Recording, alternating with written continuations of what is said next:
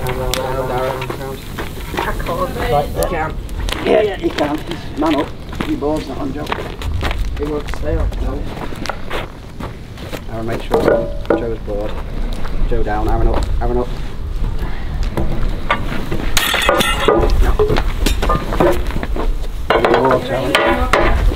Hold out. Water.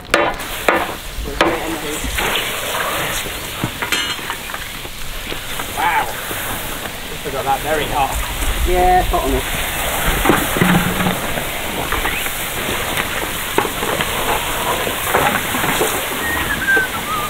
It's very hard to describe my job as either a job or a hobby. I think vocation is a good description in my mind.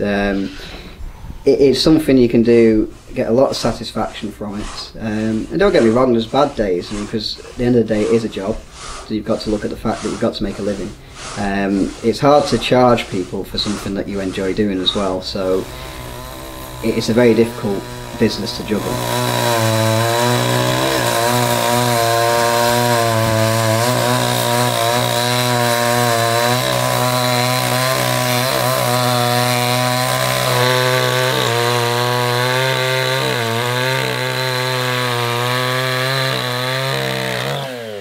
Wheelwright is someone that makes wooden wheels, generally for things like gypsy caravans, carts, wagons, anything with a wooden wheel.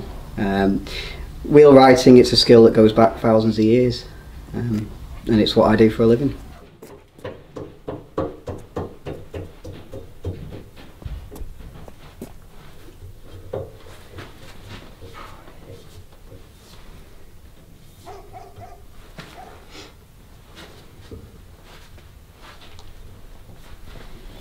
So today I'm turning a pair of naves for a set of gun carriage wheels. These are for a Napoleonic French cannon, so they're quite heavy. These naves are nearly 12-inch diameter, so there's quite a weight of timber to work with. So what we'll be doing is, now the piece of timber is centred up in a lathe, we'll be using a gouge to take the rough, all the big edges off, the sharp edges, turn it down into a cylinder. And once it's a cylinder, we'll turn all the shaping to make the profile of the nave or the hub. And then after that, it'll come off this lathe, it'll be mortised for all the spokes to go in. It'll be bored out for the bearings to go in the middle. These are quite a basic nave, but they're very heavy.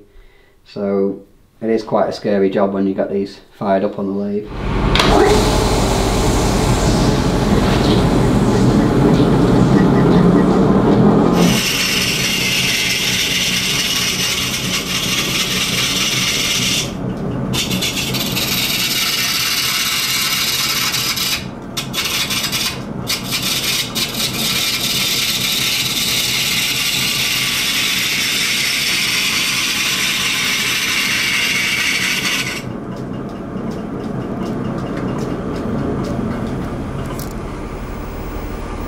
There is no such thing as an average day as a wheelwright. Every job that comes in is different.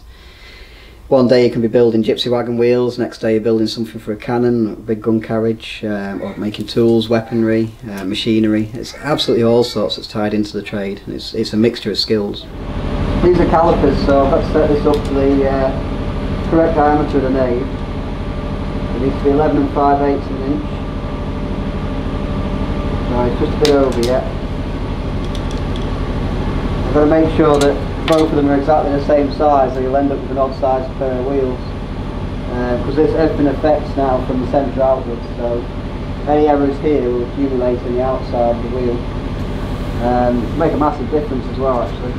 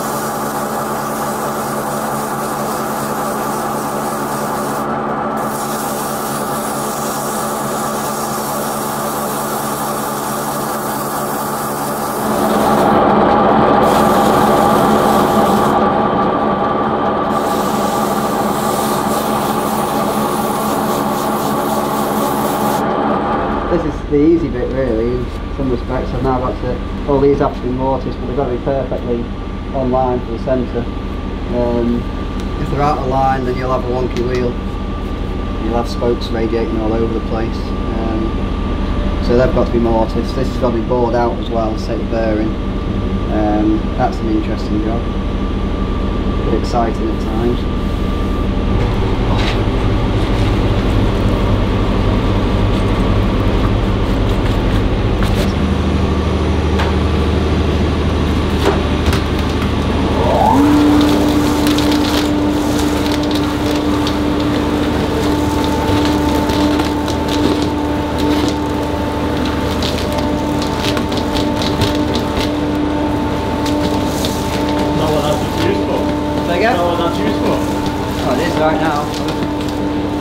So I became a wheelwright following in my family's footsteps. It goes back to my great-grandfather. He was a wheeler in the First World War for the army, and he passed his skills on to my grandfather. My grandfather passed them on to my father and mother, and they passed them on to me. So I've been very lucky, really. I always found that wheelwrighting was something I wanted to do, although my father didn't want me to be a wheelwright. He wanted me to do something that was more profitable. It was just something I fell into in the end. I tried other things when I left school, and it was just natural to go back into the workshop.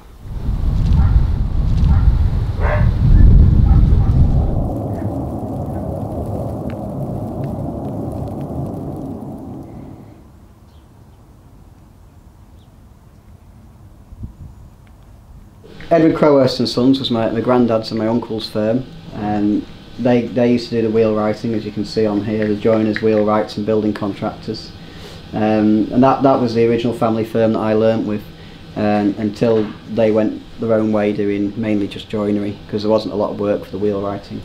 And then I went off on my own and made wheels myself. So I was lucky really. If it wasn't for my granddad and my uncles, I probably wouldn't have carried on in the trade. And they've been very supportive over the years, so very lucky. Now my great-grandfather, he was a wheeler in the army during the First World War. He learnt his trade down in Kent, but this is one of his adses and that. But when he was in the army in the First World War in France, he managed to go through the whole war without any serious injuries, and then at the end of the war, waiting to be demobbed and brought back to England, he managed to cut his finger off in a sawmill. So he got sent back to convalesce in the UK, and he ended up in Southport because there was no room down in the south, and that's where he met my great-grandmother. So he had all his tools shipped up in this chest all the way from Kent. He's still got the address under the dust somewhere, but this has got his selection of his adzes, his favourite side axe, his draw knives, some of his chisels and that in here. Do you use any of these tools? Yeah, regularly reach some tools out for different jobs. You can see with the draw knife, it's had a lot of use. But originally it would have been quite a deep draw knife, and it's worn down. It's just sad really that I didn't get to meet him.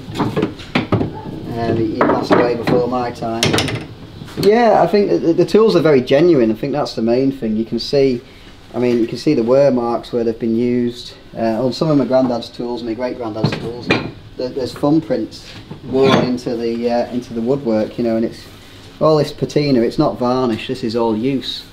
You know, there'll never been any varnish put on that. That's just polish with use. You know, and this has had hundreds of years of use. It's from the Victorian era, so it's done well.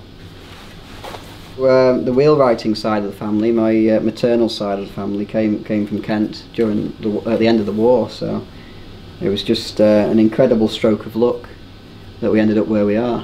And a lot of the techniques that my great-grandfather had passed on to my grandfather have been techniques that we use down in Kent. But on top of that, because my granddad's worked with other wheelwrights in the area, we've got a mix of all the different techniques, which is brilliant because it gives you a broad spectrum of ideas and designs and ways of doing things.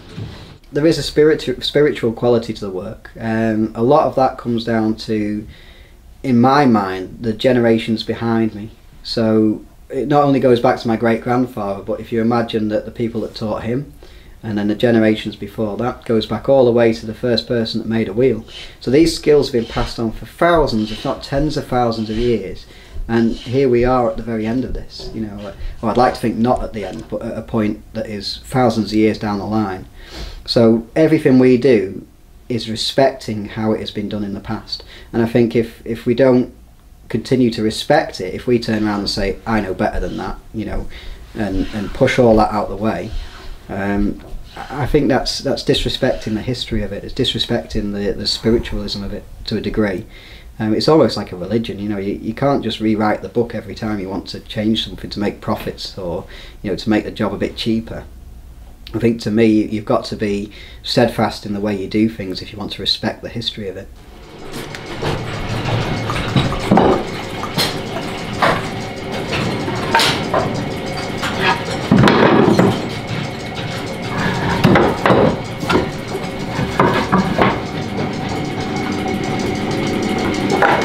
Too nice the wheels these, aren't they?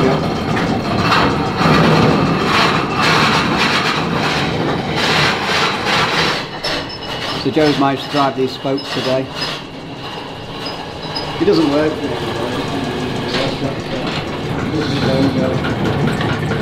This old machine he's using here, it's made out of a washing machine, a petrol pump, and an old drill. Oh, and the steering wheel off a Morris Minor. So. Did you make it? No, an old engineering friend of my granddad's made it. It's an absolutely brilliant bit of kit though. It's a bit worn and battered, but it cuts what we call the tangs. So you see on the ends of the spokes, it's got to have a dowel cut on the end, which is what holds the fellies in place, which is the curved section. It's a bit worn out really, but it does the job.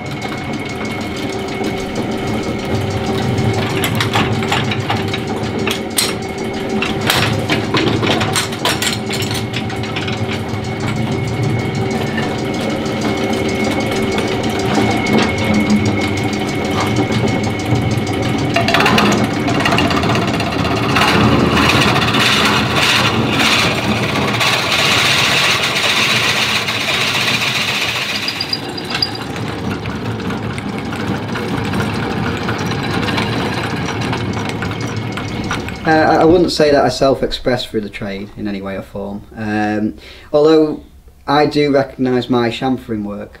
So if I look at a job that I've done 10 years ago, I'd recognise that as my work because I can see how I've chamfered or shaped the spokes. So maybe there is some sort of display of that in there, but mainly I'm just following the rules. I'm doing as I've been taught and respecting the way things were.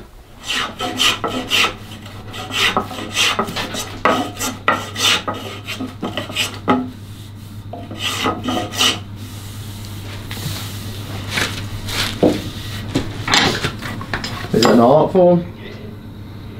I don't know if I'd call it an art form. It's I suppose it is to a degree.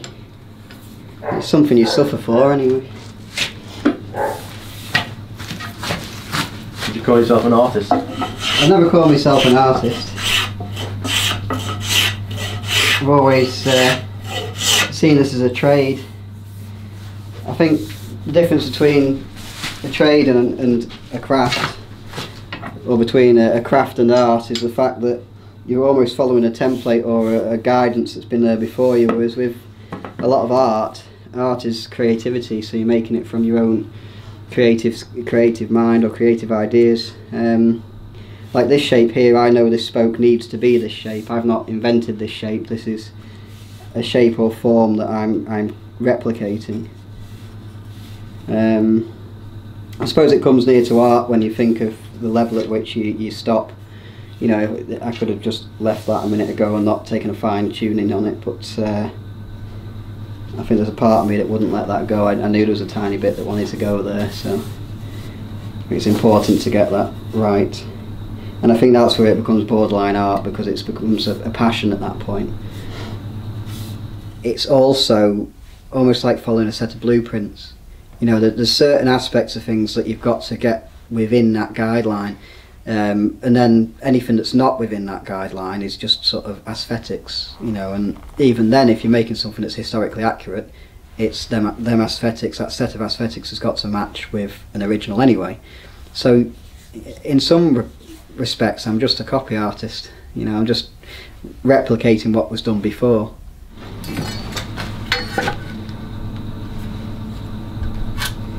Setting the first one out is always the hardest. Once you've set sort of the first one, then the rest just follow.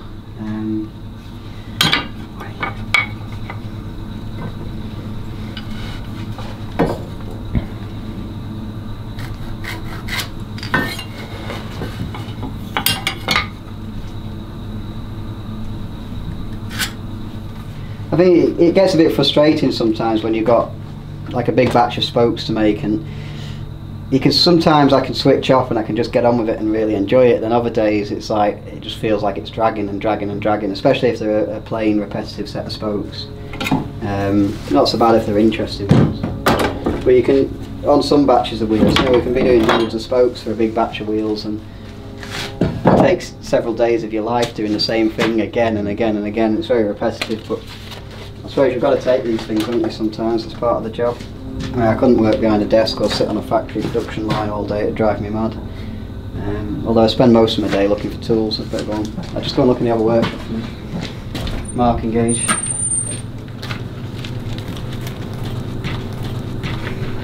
I often wonder what I'd be doing if I wasn't doing this. It's usually when I'm sat doing my bookkeeping before the tax deadline, and I'm thinking, not really earned much this year, have I? I don't think I could imagine doing anything else. I'd be a bit lost. I could maybe go and work stacking shelves, but I can't see there being the same fulfilment in that. And I think that makes up for a lot of things. A lot of people would talk about wealth these days. I think there's different ways of measuring wealth. I think it's important to measure it by, you know, how satisfied you are with your life. And the dog that barks.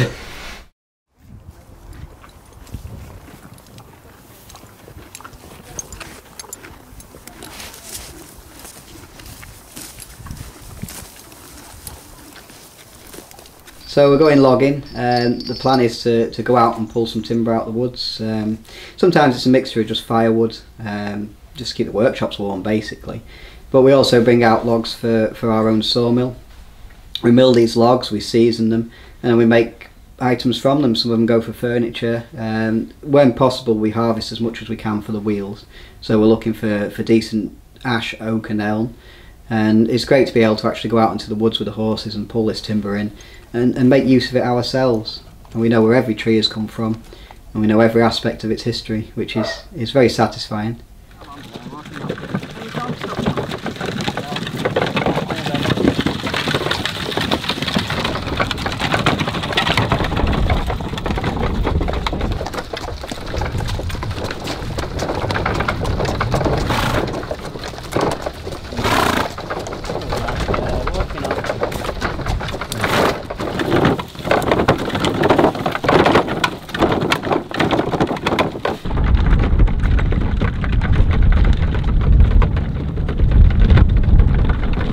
This is Birch. There's a little pony, a little bit stubborn at times.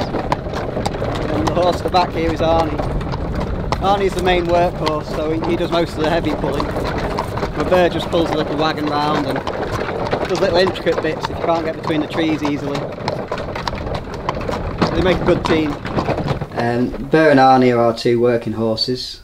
We got them for our journey through to France a few years back. We sadly lost our daughter and we wanted to do something for charity. Decided that, you know, loads of people jump out of aircraft and go on long cycles or long walks. We wanted to do something a bit different and that fit with us. So I had this strange idea of doing a 1,000-mile horse wagon journey. We built a horse wagon and we bought the two horses. The problem is that when you spend 3 months with an animal, you kind of fall in love with them and you could never sell them on. So we now have Burr and Arnie and we have to put them to work. We've always had working horses in the past, and we've had a bit of a gap over recent years, and getting these two back into work was brilliant for us. It's very satisfying. It's like working with your best friends sometimes, although, you know, they have their odd bad moment where they tend to want to do what they want. It's difficult with half a ton of horse to fight back.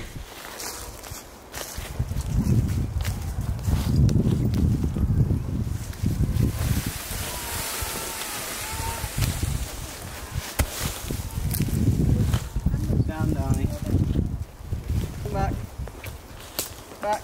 Hey, back. Come back.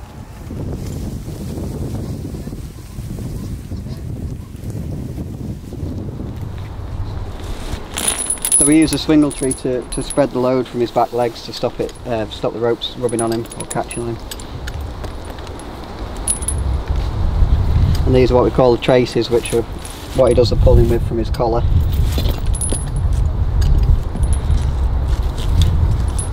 These horses are cobs, so they're basically a mongrel, but they've been bred quite heavy, so they've got some heavy horse in them. Giving them powerful legs, which is what you need for pulling.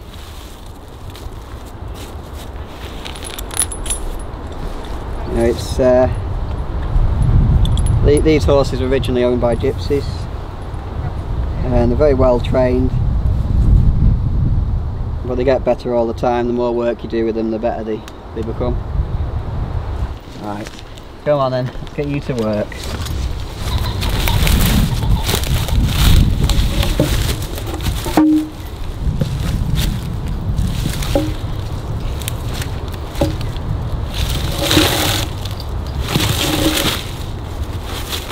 Stand. Stand.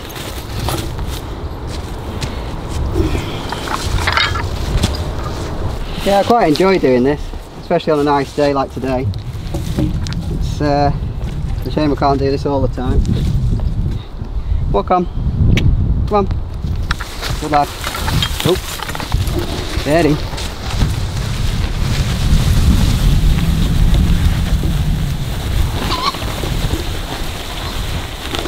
Walk on, step on. Stand. Stand.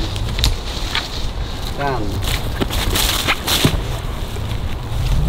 Hey. Back that in. Be quick, Alan, he's getting nauseous.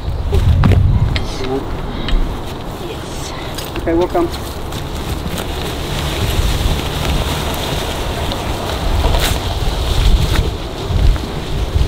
I try and encourage my son to do wheelwrighting. I would never encourage him to be a wheelwright, but I would love him to learn the skills. And if he never does anything with them, that is absolutely fine, that's his choice. But if he has the skills and can use them if he wants to, then that is a good thing. He does come and help in the workshop, but he's a bit reluctant at times. He quite likes things like hooping wheels and that. He thinks that's great fun because there's fire, there's mess, there's smoke, there's steam.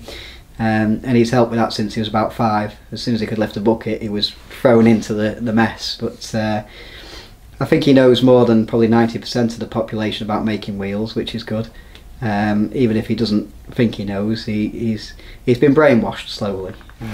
But he wants to do more modern stuff. He wants to do web design and computer games design, things like that. So that's what he wants to do. That's his calling, and good on him. Okay, do you want to take that strap end? Pull it round, stand. Is that right? Feed the other one through it, Aaron. Stand, hey. That one through that? Yeah. No, I won't reach that. Not coming off. Stand, Barney. Hey, stand.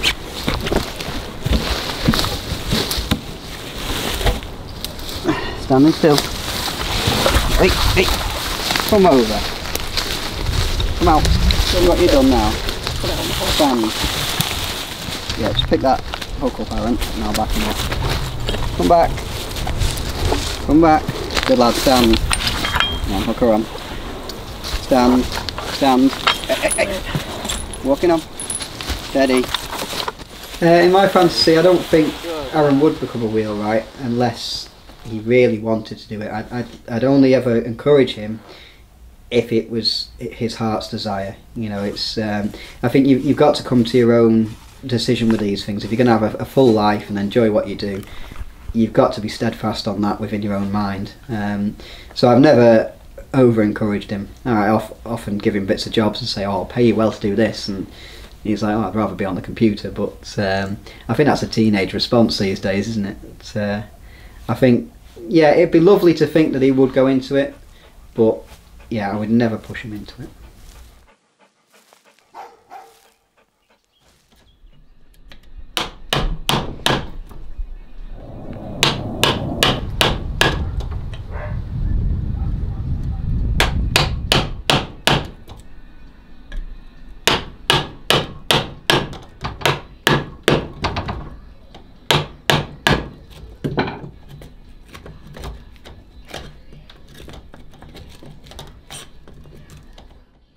So at this point we've turned the naves in the lathe, we've bored them out for the centre for the axle to go in. We've bored out the waste of these mortises, and the mortises are being cut in. This one's already cut. So we're having to cut these by hand because they won't fit on a machine at the moment. Usually we can fit most stuff on a big machine, but it takes a lot of patience to chop these out to an accurate point.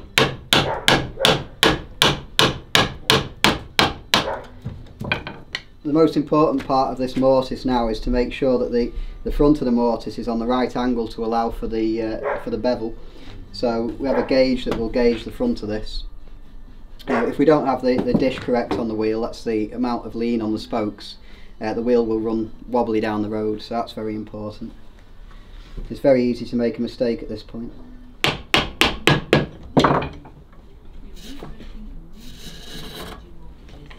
This is what we call a whalebone gauge. Originally these would have been used with a piece of whalebone as a guide, and this is just a gauge for the amount of dish. So that is the surface distance here at the front of the nave, minus what we call a dish to allow for the spokes to lean over.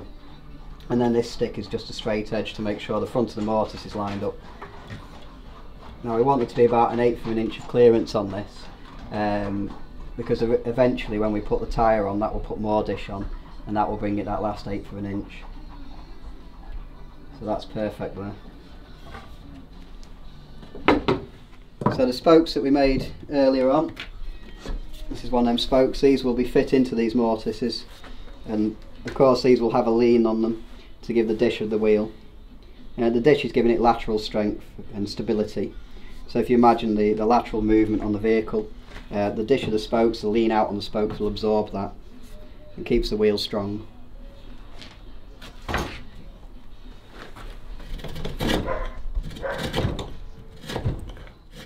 I think wheelwrighting is very much misunderstood as a trade. People just look at a wheel and they think, well, it's just a wheel made out of wood, but they don't understand the engineering factors of it. It's not just wood stuck together. I mean, we tend not to use glue. The idea is that everything is repairable, so it's a serviceable item. You get a lot of people these days will have a go at making a wheel, and they'll make it like a joiner would make it, which it would be a very pretty wheel, but it's not structurally sound the same as a proper wheelwright's wheel would be. And that is one of the problems we're fighting against. Now we've got to measure the length of the bands. The bands will be on the nave here to protect either side of the spokes, so that when we drive the spokes in, the wheel doesn't split apart. We're driving the spokes in with a light sledgehammer, and they're all a tapered fit, so there's a lot of pressure on that, up to several ton of expansion force. So you've got to make sure that these are a good tight fit. They'll be made slightly tapered. They'll be made smaller than the hub. We'll heat them up in the fire so they expand, and then we'll drive them on with a hammer, and hopefully when they shrink they should keep it all bound tight and stop it splitting apart. And technically, once it's got the bands on, if the nave was to be split into segments, it still wouldn't come apart. So it's what makes the nave strong.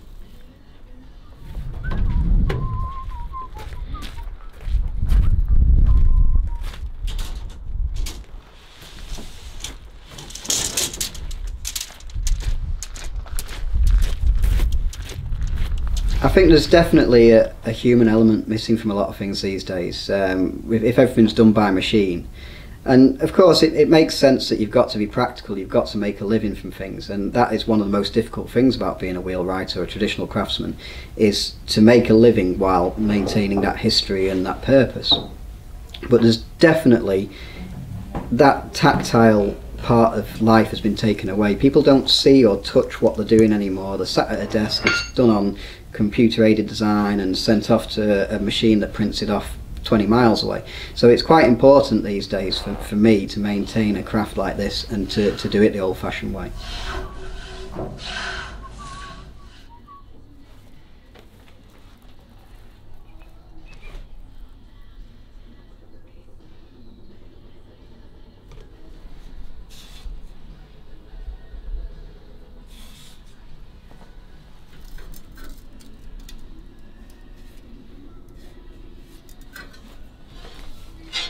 These strips of metal here, they're going to be hand rolled into a hoop.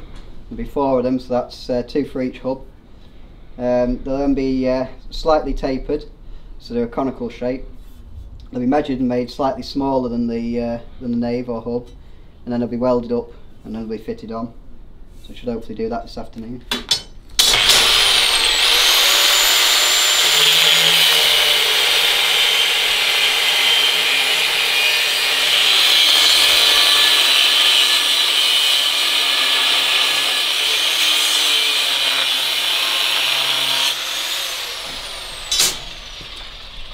There's a definite satisfaction that comes with working with your hands. It is definitely very tactile, you know, and you get a feel for everything. And a lot of the things, like when shaping the spoke, you can close your eyes and you can feel along the spoke, and you can feel every undulation, and you know if the shape's right. And there's something really satisfactory about that when you close your eyes and you just touch across a piece of timber and you go, right, there's a raise there or a dip. And you know, for me, that is, it's almost like you've developed an extra sense, you know, and it's quite important to me to be able to convey that to people, you know, that there are these methods that you can use and you can do things by hand and you can get a real feel for things. And them skills are transferable to other crafts, to other trades, to other abilities. I mean, they send you all over doing things. If you can connect this to this, then you can make anything.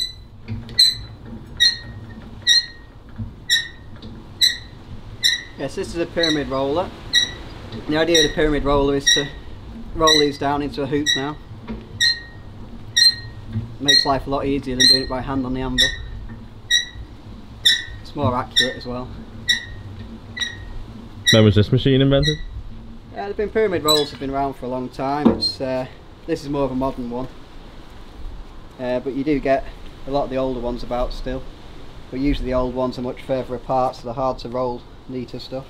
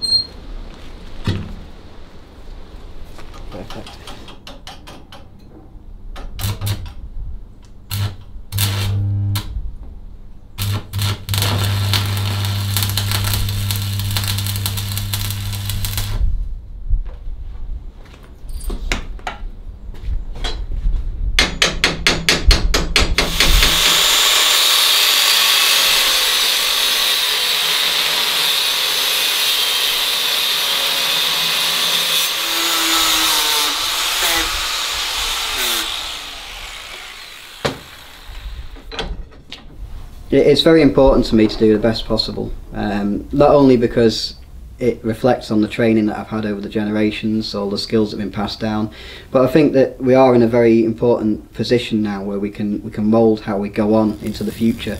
And if the skills that we keep now are only of the very best, the best quality wheels, and we pass that on for the future, then we can guarantee that it's going to be maintained and it's going to last.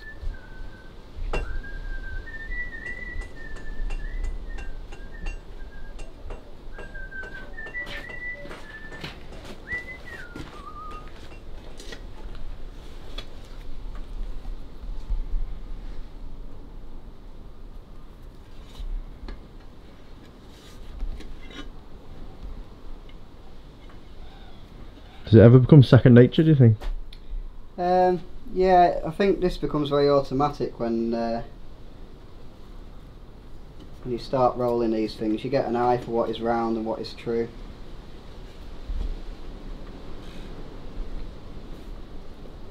And you just sort of carry on till the job's done.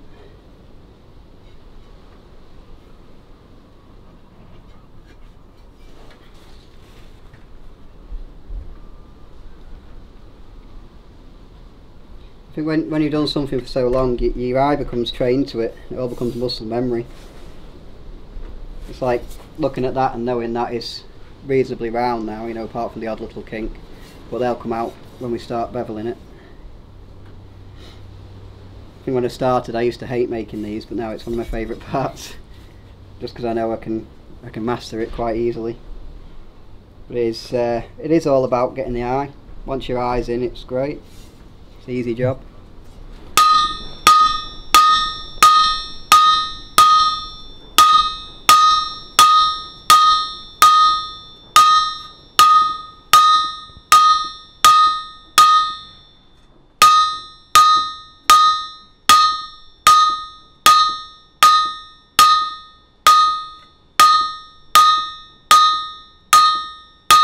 This is made smaller than the hub diameter, and it's also beveled, so it's a conical shape. So what we have to do is to stretch one edge of this now, so that becomes wider at that edge. So the more we stretch this, the wider that angle becomes. Once we stretched it to the right point, it should slide over to about a quarter of the way, and then we get it hot and we'll drive it on the rest of the way with a big hammer. That's if I get my measurements right.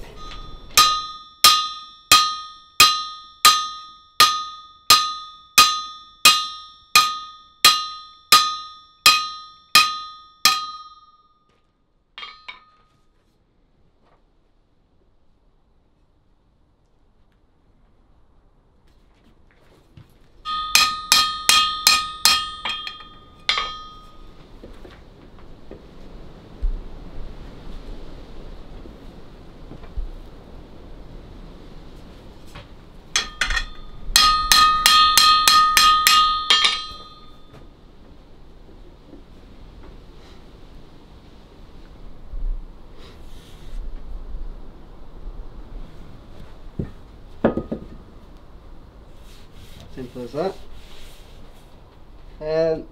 Next job with this is to heat it up so it expands, and we'll drive it down to the point where I want it to stop.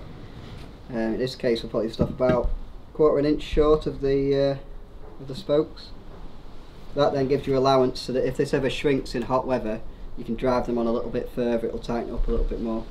A very clever, simple design, especially with gun carriage wheels, things like that. They wanted them to be practical.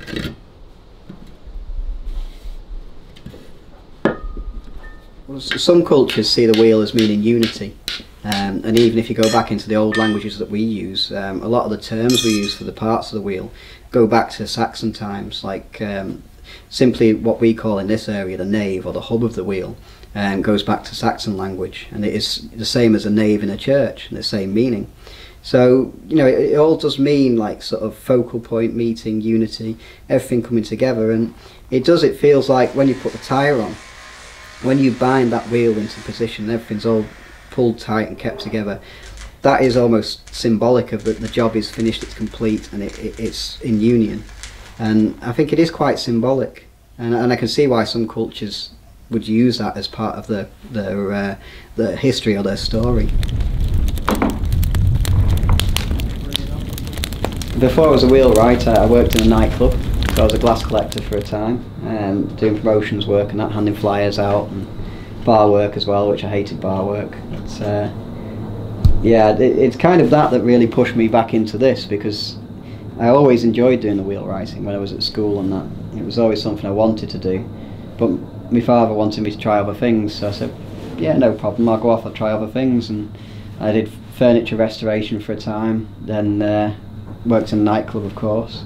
Then ended up back in the workshop really. So I could never imagine doing anything else now. I've been offered some very good jobs over the years, but they just weren't the job for me. It just wouldn't be right to not be in the workshop. And I love the way of life I have here. It's it's a bit of an eclectic mix of all sorts going on. Not just the wheelwrighting, but do some light engineering, blacksmithing, tool making. It's that mix that keeps me interested and keeps me happy. It's not the best of livings, it's not an easy way to make a living, but I have a great sense of well-being from it. It's very satisfactory work. And I couldn't imagine getting that anywhere else, really. If you can have a good quality of life and make a living from it, I mean, not many people can say that, can they, that they can do both. So I feel very lucky to be in this situation. I get to work with my horses, you know, I get to work with my hands making things from scratch. And nowadays I think the biggest problem people face is that there's very few careers you can go into where you make something from start to finish. So people don't feel a sense of completion on anything they make. They're just a part in a system. And I think it's hard to feel pride in your job when you're doing something like that. Whereas with this job, everything I do I'm very proud of, and I'm doing it from start to finish. Even harvesting the trees, as you've seen in the woods, we bring that back here. We mill it on the sawmill, and we season it, dry it in the kiln, and we produce whatever we produce from it. You know, it's definitely from scratch. But yeah, I don't know what else I would do. I honestly don't. I'd be lost. I think there'll always be a call for wheelwrights. It definitely went quiet for generations since the Second World War. It's got to a position now where the old wheelwrights have died out. There's very few old wheels about to be reused or recycled, and you know, people need wooden wheels. And it'd be sad to see it die out, but I don't think it ever will. I think as long as we make an effort to train new tradesmen, pass the skills on, and document what we're doing is the key thing as well. You know, it's much easier now with social media, with film, things like that, to document how things are done and to pass them skills on via that media. So I think it'll always carry on. What we're going to do now is going to get this metal band hot in the forge. So we'll warm this up till it's a dull cherry red, and we'll bring it out, bring it over to the back to the nave, and we'll drop it on, drive it on tight. It should only take a few minutes, it should only take seconds once the fire's up to heat.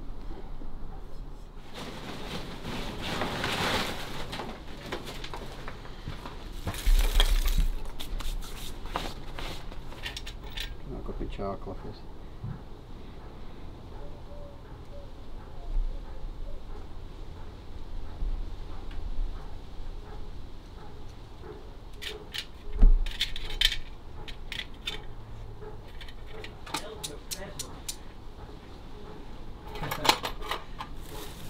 What's the chance he turns around when he sees a smaller camera? Yeah, and walks away. Yeah.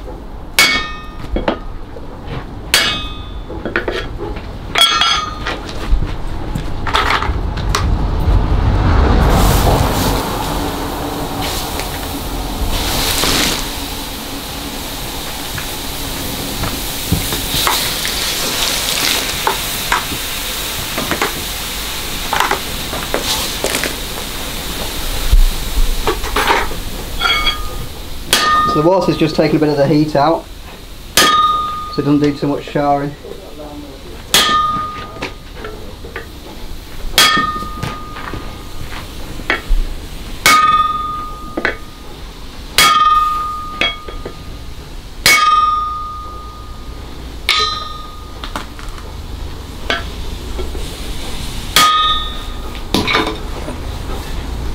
Yep, so this is just taking the last of the heat out of it, now it's where we want it. That'll be left to dry and then we'll do the other side.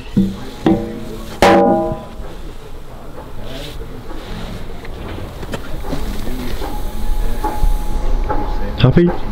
Yeah, it's a good tight fit that. It'll probably go on a bit further when we're ready for it. So when all the spokes are driven, the fellies are assembled and the tyres put on, that will compress it some more, so then we'll drive the band up even tighter when it's done. But for now, yeah, it's a good fit. Very happy with that.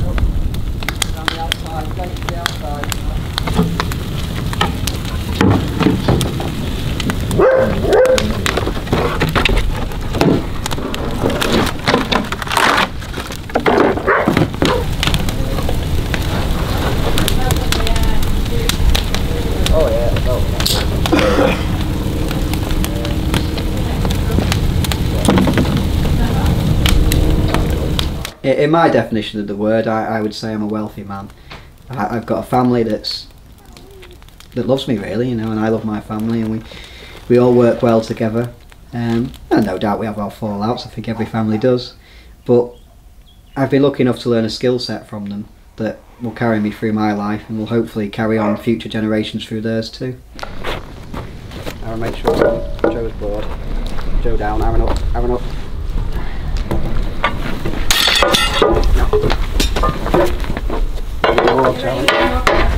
Hold out. Water.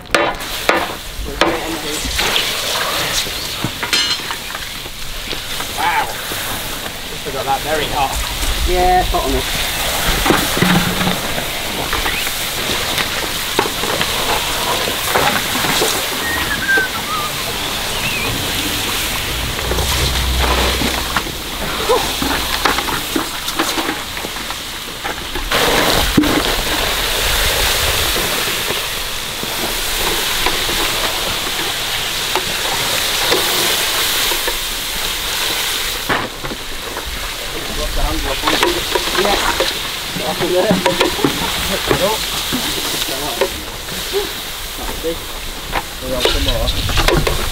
I'm scared that if, you know, we get to a point in the future where the skills are forgotten, I'm scared that they'll never come back.